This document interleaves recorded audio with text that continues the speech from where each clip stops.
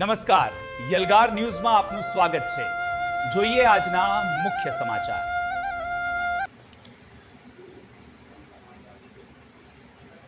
રાજ્ય સરકાર દ્વારા રાજ્યની તમામ નગરપાલિકા વિસ્તારના શહેરીજનોની સુખાકારી માટે અનેક ગ્રાન્ટો ફાળવવામાં આવે છે, જેના અંતર્ગત છોટાઉદેપુર નગરપાલિકાને પણ અનેક ગ્રાન્ટો ફાળવવામાં આવી છે। રાજ્ય સરકાર દ્વારા શહેરીજનોને શુદ્ધ પીવાનું પાણી મળી રહે તેના માટે ઇલેક્ટ્રોક્લોરિનેશન પ્લાન્ટ માટે 25 લાખ રૂપિયા ઉપરાંતની ગ્રાન્ટ ફાળવવામાં આવી હતી। ટૂંક જ સમયમાં ચોમાસાની પધરામણી થવા જઈ રહી છે।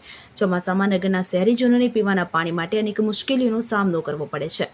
ચોમાસા દરમિયાન નગરજનોને શુદ્ધ પીવાનું પાણી મળી રહે તેના માટે છોટાઉદેપુર નગરપાલિકા દ્વારા ચોમાસા પહેલા જ યુદ્ધના ધોરણે ઇલેક્ટ્રોક્લોરિનેશન પ્લાન્ટનું કામકાજ પૂર્ણ કરી આજરોજ છોટાઉદેપુર મત વિસ્તારના જાગૃત ધારાસભ્ય રાજેન્દ્રસિંહ રાઠવાના હસ્તે લોકાર્પણ કરવામાં આવ્યું। શુદ્ધ પીવાના પાણીના પ્લાન્ટનો લાભ ફતેપુરા વોટર વર્કસની આસપાસના વોર્ડ નંબર 2, 3, 4, 5 અને 6 ના રહીશોને મળશે। સૂક્ષ્મ જીવાણુ રહિત પીવાના પાણીના પ્લાન્ટનો શુભારંભ થતા વિસ્તારના લોકોમાં હર્ષની લાગણી જોવા મળી રહી છે। છોટાઉદેપુર ધારાસભ્ય રાજેન્દ્રસિંહ રાઠવા, ઇન્ચાર્જ પ્રમુખ, ઉપપ્રમુખ, કારોબારી અધ્યક્ષ, પાલિકાની વિવિધ સમિતિના ચેરમેનશ્રીઓ, સભ્યો, પાલિકા કર્મચારીઓ આ પ્રસંગે ઉપસ્થિત રહ્યા હતા।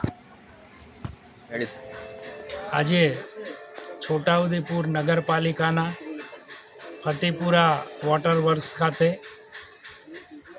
ઇલેક્ટ્રોક્લોરિનેશન એટલે કે સૂક્ષ્મ જીવાણુ રહિત શુદ્ધ પીવાનું પાણી છોટાઉદેપુરના આની આસપાસના 5 જેટલા વોર્ડની અંદર આ ઇલેક્ટ્રોક્લોરિનેશનથી પાણી મળવાનું છે અને એનો ટોટલ ખર્ચ 25,26,000 જેટલો કરવામાં આવેલો છે।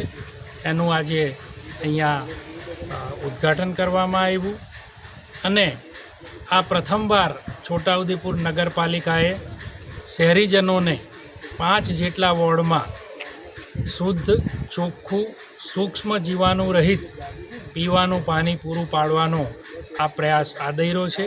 એમાં હું નગરપાલિકાના સૌ સત્તાધીશો, પ્રમુખશ્રી, ઉપપ્રમુખશ્રી, કોર્પોરેટરશ્રીઓ અને નગરપાલિકાના ચીફ ઓફિસરશ્રીનો આજે ખૂબ ખૂબ અભિનંદન આપું છું કે તેઓના પ્રયાસથી આ રાજ્ય સરકારની ગ્રાન્ટ દ્વારા અહીંયા આજે આ આપણે ઇલેક્ટ્રોક્લોરિનેશનને ઉદ્ઘાટન કરી અને આજથી જ આ નગરજનોને આગામી સમયમાં આ શુદ્ધ પીવાનું પાણી મળવાનું છે।